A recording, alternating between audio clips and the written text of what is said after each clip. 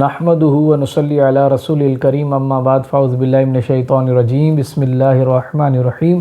اللہم صلی علی سیدنا شفیعنا مولانا محمد معدن الجود والکرم۔ انتہائی ایک اہم ترین بات کے لیے حاضر ہوا ہوں۔ کنڈی شہر کے تمام مکتبہ فکر کے جو ذمہ داران ہیں، علماء ہیں، تاجر حضرات ہیں اور انتظامیہ خصوصاً ایس ایچ او صاحب ہیں اور ایس ایس پی صاحب سے میں درخواست کروں گا کہ الحمدللہ رانا نوید صاحب جو کہ قادیانیت مرتد مذہب سے جو ہے وہ لا تعلقی کا اعلانیہ اظہار کر کے اور مسلمان ہو چکا ہے، اور اس کے بعد مسلسل رانا نوید صاحب کو جو ہے قادیانیوں کی طرف سے گالیاں لکھنا اور دھمکیاں دینا، یہ سلسلہ جو ہے نا ابھی تک بند نہیں ہوا۔ تو میں درخواست کروں گا آئی جی سندھ سے، ڈی آئی جی صاحب سے، ایس ایس پی عمرکوٹ اور ایس ایچ او کنڈی صاحب سے، کہ جس میں ایک بندہ تو رانا نوید صاحب نے جو بھی حال ہی میری توسط سے جو ایک انٹرویو دیا ہے وہ آپ کے سامنے یہ اسکرین پر موجود ہے۔ اس کے جو بے شمار جہاں لوگوں نے الحمدللہ ایک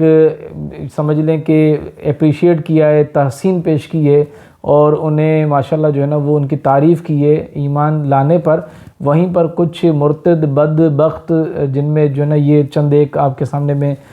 پیش کر رہا ہوں نام، جس میں ایک کلیم قادیانی کہ جس کی آئی ڈی آپ کے سامنے موجود ہے۔ تو یہ کنڈی کا بندہ ہے اور شاید باہر فارن رہ گیا، تو یہ کھلم کھلا گالی لکھ رہا ہے، اور قادیانیوں کی اتنی جرت کہ وہ مسلمانوں کو گالیاں لکھے، یہ قطعی طور پر برداشت نہیں کیا جائے گا۔ اس پر کانسٹیٹیوشن آف پاکستان، آئین پاکستان کے تحت کیس بنتا ہے، اور میں تمام مکتبہ فکر کے ذمہ داران کو دعوت دوں گا کہ اس گستاخ مرتد جس نے رانا نوید صاحب کو گالی بکی ہے، اس کے خلاف جو ہے وہ قانونی تقاضوں کے تحت جو ہے نا فی الفور ایک پرچہ کٹنا چاہیے، ایف آئی آر ہونی چاہیے، تاکہ آئندہ کسی بھی مرتد قادیانی کی جرت نہ ہو کہ وہ کسی بھی مسلمان کے خلاف بکواس کر سکے۔ اور اتنی جرت میں قادیانیوں کے جو بھی بڑے ذمہ داران ہیں ان سے یہی کہوں گا کہ اپنے بندوں کو لگام دو، ورنہ تمہارا نکلنا تمہارے لیے بہت زیادہ مشکل کا باعث بنے گا۔ اور میں تمام قادیانیوں کو اس پلیٹ فارم کے تحت جو ہے نا کھلم کھلا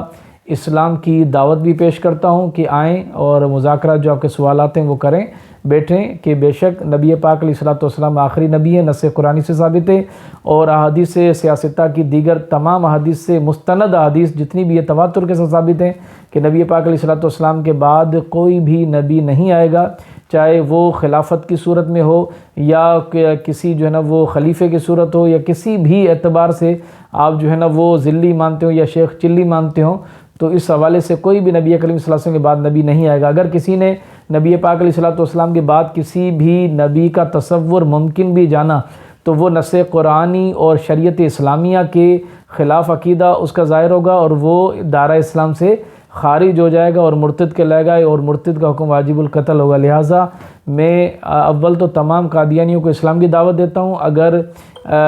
وہ آ جاتے ہیں اسلام قبول کرتے ہیں تو ٹھیک ہے، ورنہ جو اسلام قبول کر لیتے ہیں ان کے خلاف جو یہ بکواسیں اور گالیاں اور بدبختی کا جو مظاہرہ کرتے ہیں اس کو آپ لگام دے دیں، ورنہ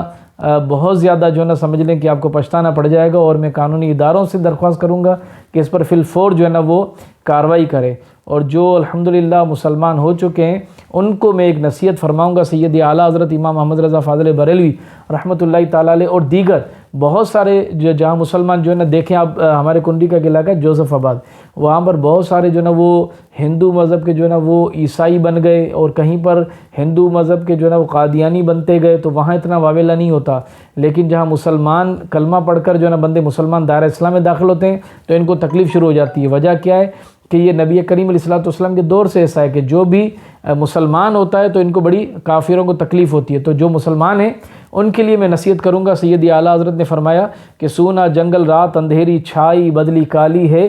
سونے والو جاگتے رہیو چوروں کی رکھوالی، اور یہ ایمان کے لٹیرے یہ چور ہیں، ان سے اپنے ایمان کو بچائیے۔ آنکھ سے کاجل صاف چرا لیں یا وہ چور بلا کے ہیں، یہ میٹھے میٹھے جو ہے نا آپ کو بول بول کر اور جو ہے نا کبھی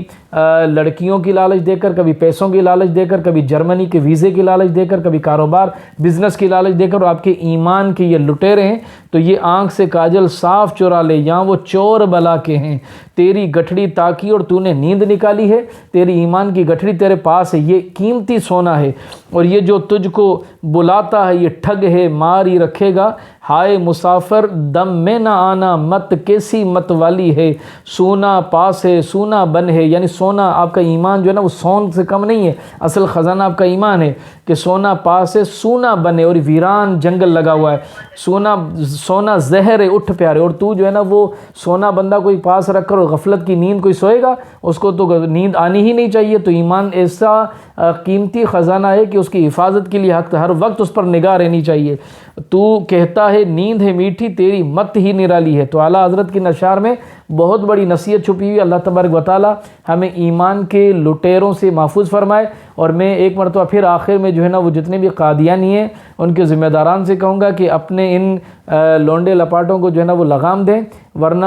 ایسی جو ہے نا ان کو مار پڑے گی کہ وہ یاد رکھیں گے، اور قانونی تقاضوں کے تحت وہ ایسے معاملات کے اندر گھریں گے کہ جو ہے نا آپ چھڑانے والے نہیں بن سکیں گے۔ وآخر دعوانا الحمدللہ رب العالمین۔